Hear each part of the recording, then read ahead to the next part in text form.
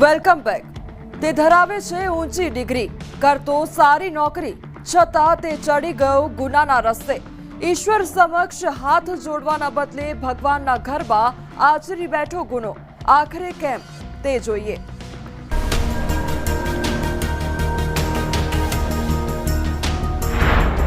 એકલવાયો ચોર ગિરફ્તમાં.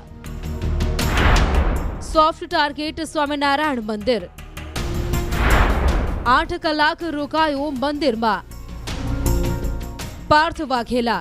પોલીસ ગિરફ્તમાં ઉભેલો એ વ્યક્તિ કે જેણે અમદાવાદના મણિનગરમાં આવેલા સ્વામિનારાયણ ગાદી સંસ્થાન મંદિરમાં ચોરી કરવા પ્રવેશ્યો. જો કે રાતના 10 કલાક અને 20 મિનિટે પ્રવેશ્યા બાદ સવારના 5 વાગ્યા સુધી મંદિરમાં રોકાઈ અલગ અલગ જગ્યાએ ફરતો રહ્યો અને મંદિરમાંથી મોબાઈલની ચોરી થયાની જાણ પોલીસને કરવામાં આવી. કે પોલીસે કમાન હાથમાં સંભાળી મંદિરમાં રહેલા સીસીટીવી ચેક કર્યા અને બાદમાં તમામની પૂછપરછ કરાઈ.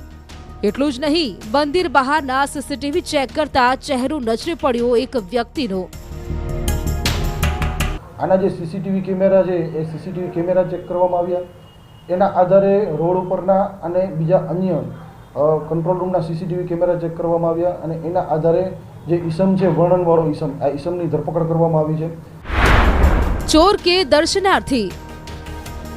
જાણવા મળ્યા મુજબ રાતના મંદિરમાં પ્રવેશ્યા બાદ પાર્થ વાઘેલા સવારના 5 વાગ્યા સુધી મંદિરમાં હતો, જે બાદ તે બહાર નીકળ્યો હતો.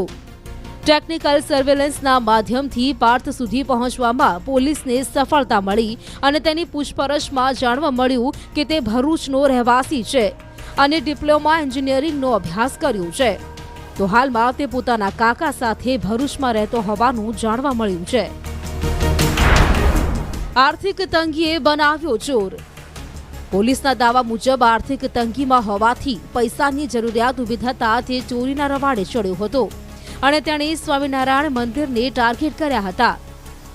સૌ પ્રથમ તે કાલુપુર સ્વામિનારાયણ મંદિરમાં ગયો હતો, પરંતુ ત્યાં તે ચોરી કરવામાં અસફળ રહેતા મણિનગર મંદિરે પહોંચ્યો હતો અને મણિનગરના સ્વામિનારાયણ ગાદી સંસ્થાનમાં તે સામાન્ય દર્શનાર્થી તરીકે આવીને મંદિરમાં જ રોકાઈ ગયો હતો અને ભંડારા રૂમમાં કોઈ કિંમતી ચીજ વસ્તુઓ મળી જશે તે હેતુથી ચોરી કરવાના આશયથી આખી રાત રોકાયો હતો. લગભગ 10 ને 20 મિનિટે ગેટ બંધ થતાં પહેલાં જે મંદિરની અંદર ઘૂસી ગયો અને સામાન્ય માણસની જેમ મંદિરની અંદર આખા મંદિરમાં ફરતો હતો. ત્યાંના સિક્યુરિટીની અને બીજા ભક્તજનોની પણ આપણે પૂછપરછ કરી. એ લોકોએ કીધું હા માણસ આખી રાત ફરતો હતો, પણ કોઈને જોતા એવું લાગ્યું નહીં કે આ ચોર હશે. કોઈને એવું લાગ્યું કે ભાઈ મંદિરની અંદર હોસ્ટેલ છે, મંદિરની અંદર ઉતારો છે, આ ઉતારામાં કોઈ ભક્તજન આવેલું હશે એટલે મંદિરમાં ફરતો હશે.